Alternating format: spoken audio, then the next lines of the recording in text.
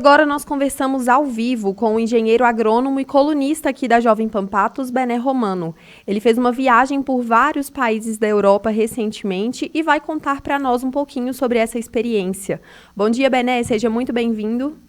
Bom dia, Priscila. É um prazer estar aqui com você, falando aí com os ouvintes telespectadores do Jornal da Manhã da Jovem Pan Patos. Bené, conta para nós quais países você visitou nessa viagem. Recentemente estive então nessa viagem, passei pela Alemanha, Espanha, Bélgica e Holanda, 4 países. E qual a principal diferença que você notou no modelo de produção agrícola daqueles países em relação ao Brasil? É muito diferente, né? A gente percebe que, apesar de todo o desenvolvimento do agro brasileiro, principalmente na questão de suporte em relação ao governo, a agricultura da Europa é muito mais subsidiada. Então, isso aí é um ponto que a gente tem que começar diferenciando. Então, os produtores europeus têm um subsídio muito forte, eles recebem um apoio para produzirem, para ficarem na fazenda, para não irem para a cidade. Então, esse é um ponto fundamental. E outra coisa que é bem marcante é a extensão das fazendas, né? São fazendas bem menores, fazendas com extensão média, por exemplo, na Holanda, 40 hectares, são fazendas pequenas, com um uso muito de mão de obra familiar e de alta tecnologia. Então, eu diria que são os pontos com mais diferença em relação à agropecuária brasileira. E por lá, existe uma priorização maior dos produtos orgânicos? Sim, existe uma demanda por parte da população urbana, né? Existe um movimento muito grande em cima de produtos, eles chamam lá de bio, né? Produtos orgânicos ou produtos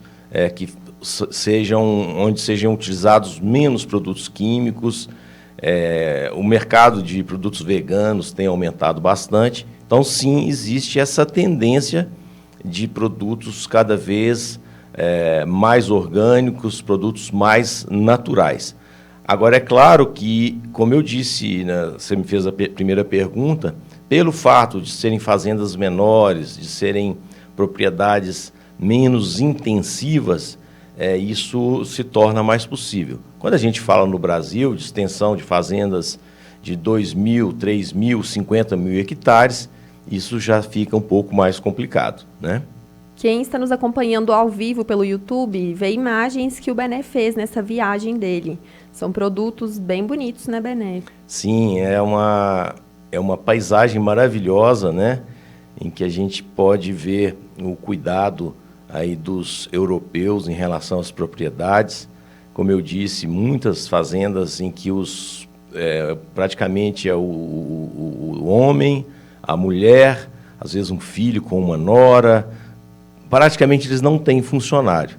Então, é um modelo bem diferente. E um outro ponto que eu acho importante ressaltar é que estamos aqui no Brasil num clima tropical, em que a gente tem uma atividade bastante intensa durante o ano todo.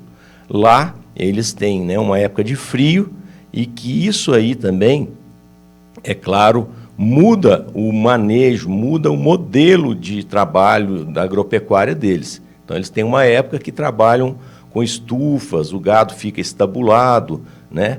E agora, por exemplo, eles estão aí na época de colheita, por exemplo, de milho, de colheita de batata, de flores. Então, é a época quente, é a época que tem chuva. Então, isso também é um fator que diferencia bastante a agropecuária brasileira da europeia. Bené, o mercado internacional cobra sustentabilidade e preservação ambiental aqui no Brasil. Os europeus têm dado o exemplo nesse quesito? É uma boa pergunta, porque o Brasil, por ser hoje uma grande potência agroalimentar mundial, é uma vitrine e muito visada, né, pelas ONGs, pelas entidades da área ambiental, e somos muito cobrados nesse sentido.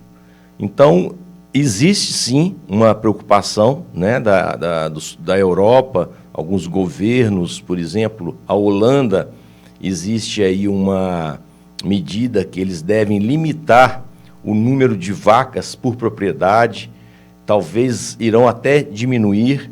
Existe aquela lei de desmatamento, né, da União Europeia. Então, sim, existe uma pressão grande em relação a isso. Mas, por exemplo, andando pela Bélgica e Holanda, pelo interior, a gente vê vários canais, vários rios sem mata ciliar, que para nós isso é um absurdo, porque nós somos muito cobrados, temos um código florestal bastante exigente, então as nossas beiras de rio, né, são totalmente preservadas com as matas ciliares, né, são as áreas de preservação permanente, ou seja, o que é cobrado da gente, eles lá, infelizmente, já passaram dessa fase e a gente vê muita área que não tem sequer uma árvore, tá? Então, muita coisa que é cobrada aqui do Brasil, né, da América do Sul, eles não estão cumprindo lá. Olha só. Bené, os produtores, sobretudo de leite, estão vivendo um drama em relação à importação. O Brasil tem comprado muitos produtos de fora, ao invés de vender produtos para fora. Lá na Europa, essa dinâmica é assim ou é diferente?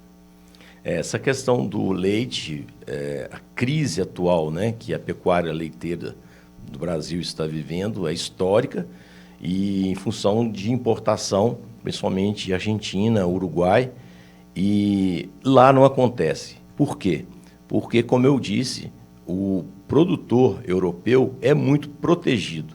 Primeiro, em relação a subsídios e, segundo, em relação a fechamentos do mercado.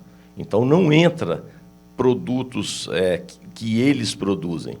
E um outro ponto importante, quando você citou o leite, um ponto importante que eu percebi lá, o quanto eles agregam valor aos produtos agrícolas, coisa que aqui no Brasil a gente precisa melhorar, tá? Então, respondendo sua pergunta, esse debate da importação que a gente está sofrendo, eles não têm, porque existem barreiras que os governos, principalmente a União Europeia, né, estruturou para impedir que a concorrência desleal, como está acontecendo com o Brasil, aconteça lá. E o que eles fazem para agregar valor aos produtos? Por exemplo, visitei lá fazendas pequenas de pecuária de leite. Então, junto à fazenda, você tem lojinhas que vendem queijos, requeijão, doces, que aí nessa fazenda não produz, mas na região eles fazem compotas, fazem geleias. Então, é impressionante como que o europeu agrega valor aos seus produtos, com isso aumentam o valor, né, o ganho. Agora, é claro que também temos uma diferença crucial nisso aí. O poder de compra do europeu é muito maior que o nosso. Nós estamos falando aí de um salário mínimo em torno de 1.300, 1.500 euros, varia de país para país, mas em torno disso aí. Ou seja, um salário de 1.300 euros vai dar em torno de 6.000 reais. Então, o poder de compra do europeu é maior. Ou seja, tudo que é produzido com maior valor agregado, eles têm a possibilidade de vender ali mesmo, na região e em toda a Europa. E hoje, dia 16 de outubro, é comemorado o Dia Mundial da Alimentação. Bené, qual é a importância desta data, sobretudo para o agro, que alimenta o mundo?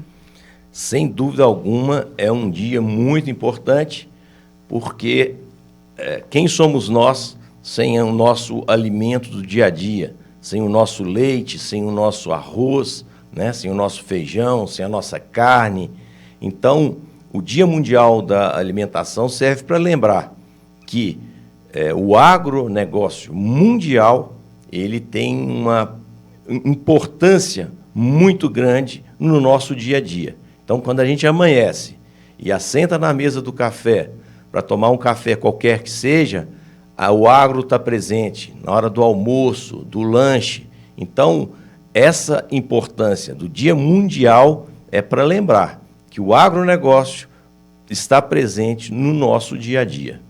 Conversamos aqui na Jovem Pan Patos com Bené Romano, ele que é engenheiro agrônomo e apresentador do quadro Agro em Foco. Obrigada, Bené, ótimo dia e ótima semana para você. Muito obrigado, um abraço a todos.